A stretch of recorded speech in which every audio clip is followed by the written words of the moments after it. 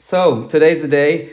Patek announced new references. There have been rumors for, I would say, at least a couple of weeks, and there were basically two main topics that people were, interested in. I would say mainly. Number one, a lot of people expected a anniversary model within the Aquanaut lineup because this year is the model's 25th anniversary, and number two, a lot of people obviously were asking themselves whether there will be a successor to the 5711 already this year or whether we maybe have to wait until next year.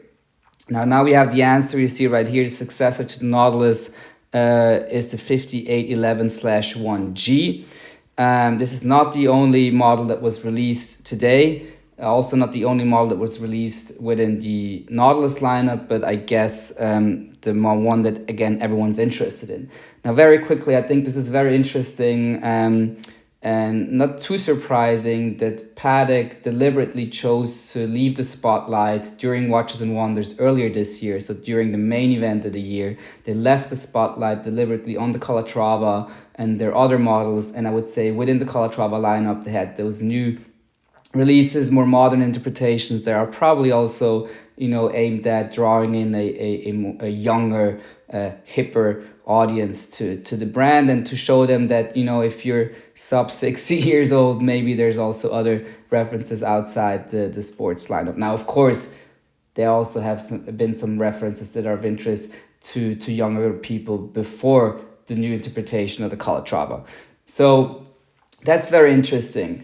And also, I think you can see this is a very thought-through thing that they did, of course, and in line with their overall marketing strategy and product positioning. If you look at the recent, I would call it a marketing campaign. If you look at the recent campaign they did on their website, on Instagram, their claim was quite bold, or the statement, and it was actually even hand-signed by Thierry Stern himself. And I think it was something along the lines of, there is no star, watch a Patek Philippe. And they made the argument for why they had so many different collections within Patek, basically. And I was quite surprised by that bold statement, and I thought it was kind of a twink or a hint or whatever, at AP and their very, heavy dependence on the Royal Oak line, I would say. So that should really make you think if you work at AP or if you're the new incoming CDO, I guess. But that's, again, nothing new. So going back to the launch that everyone's talking about, maybe very quickly before we do this. So they introduced, actually, well, if you want to call it, 3 new references in the Nautilus lineup. You can see a 5712 in rose gold. I'm not interested in that one. There's a ladies piece, also not obviously something I'm interested in. There's the 5811. And then also they included it in their chronograph lineup.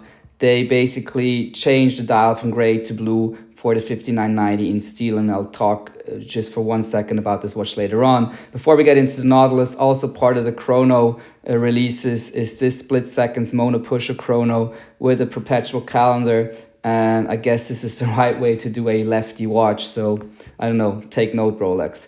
But no, I'm just kidding. So this is also to have it just to make sure we mentioned it. This is I would call it maybe the anniversary model of the Aquanaut for ladies. And again, it also shows you they didn't want to push things too far, I guess, right? They could have done all sorts of crazy things with men's models. They chose not to. So as I said, everyone's probably, the most people that watch this video are going to be interested in the 5811. So what's my opinion on it as an amateur, of course, and without having had this watch in my hands? What do I like? What do I not like? First and foremost, I like the blue dial. I like blue, but I always also say that blue isn't equal to blue, basically, because there's all sorts of different versions of blue. And this is a blue with a black gradient. It kind of reminds me of a bit of the 40th anniversary models that they had a while ago. We'll have to see how it looks like in the metal, but certainly I like blue. I prefer it over green 100 times. So let's see how that's going to play out. What do I also like? I think the new bracelet, or rather the new clasp. I'm not sure whether we see it here. It's basically, I can't really show you here. I guess it should be somewhere.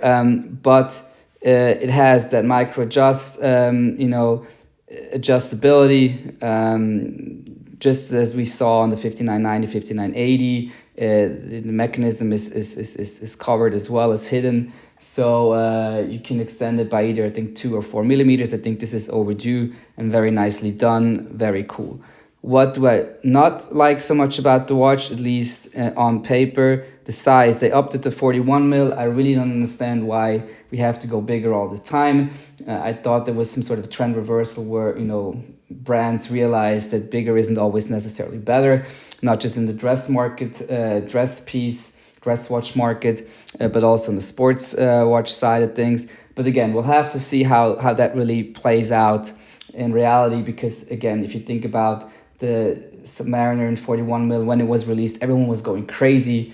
And then you actually measured the piece and realized, hey, that's one, not the 41 mil, and two, the difference to the previous model, the 40 mil, was maybe 0.2, 0.3 millimeters. So we'll have to see how it plays out, also in terms of lug to lug. But obviously, yeah, I have a small wrist, and I thought the old 40 mil would have really suited me very, very well. Now, we'll have to see that. Now, the second thing I'm not a huge fan of, Thierry Stern said, yeah, there's going to be a better version of the Nautilus. And by better, well, I guess he meant the metal. Also, actually, something that I very much like is it's now, again, a two-piece construction, sort of, as the 3700, the first Nautilus. And again, this model is obviously based on the porthole, or was inspired by a porthole that you saw on those ships. Or the Silesian ships, and it also meant that the movement had to put in through the dial side to the side where you actually have the dial. So they went back from a three-piece construction to a two-piece construction. This is obviously very nice. I almost forgot to mention that. So when Mr. Stern said the new one's going to be better, maybe he meant this, probably also meant the metal. What I'm not such a fan of is the caliber. It's the old caliber. It still has 35 to 45 hours power reserve. I know it takes a long, long time to develop a completely new caliber, but still, 45 hours, 35 to 45 hours. If you're Patek Philippe, if you have that Patek Philippe seal on your calibers, of course, it's the finishing and that's everything, I get it, but still, a bit more power reserve would have been nice. At least it has hacking seconds. This is a feature that the 5711 had for at least the last couple of years. I think this is the bare minimum. Nicely, that, of course, nice thing to have, and also at the same time I think a must have.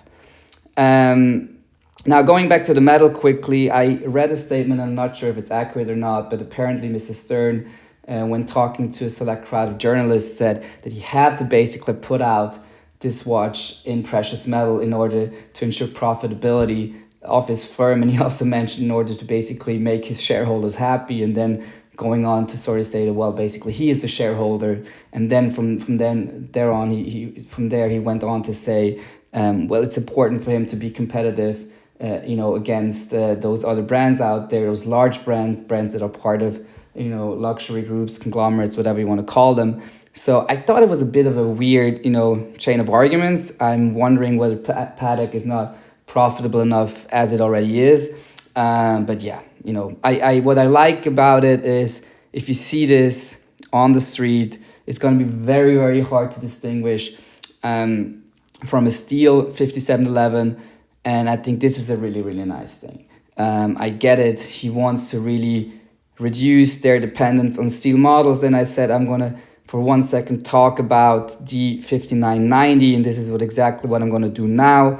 If you look at this watch description, you can see that they say this is one of Patek Philippe's rare steel watches. So nothing new, but you have it here in writing. And they chose to basically, now we can debate whether the 5740 or the 5990 is the flagship of the lineup. But basically here you have one of the flagships in steel that has a blue dial.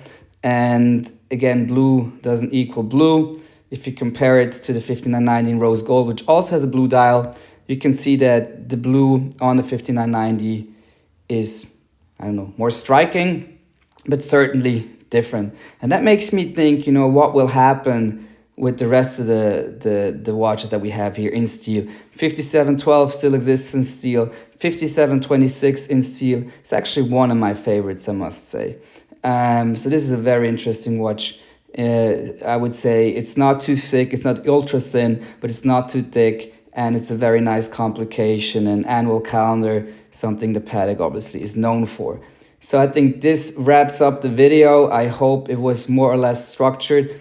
Any questions, put them in the comments. There have also been some references that I didn't touch upon here, but I guess this is about the successor of the 5711, and I think we covered that one. So interesting to see, how it's going to develop from here in terms of which models will be phased out towards the year end and which ones will be coming in to the offering. Will be new additions next year in March.